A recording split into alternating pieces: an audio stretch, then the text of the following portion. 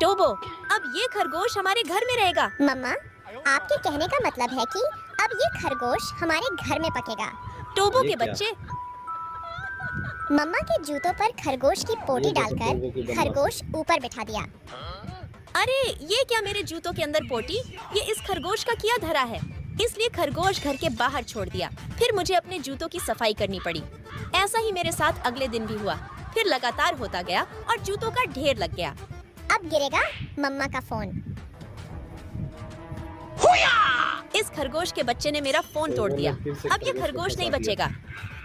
मम्मा, ये खरगोश तो खाने में वाह। अच्छा लग रहा है। नेक्स्ट पार्ट के लिए लाइक सब्सक्राइब करें।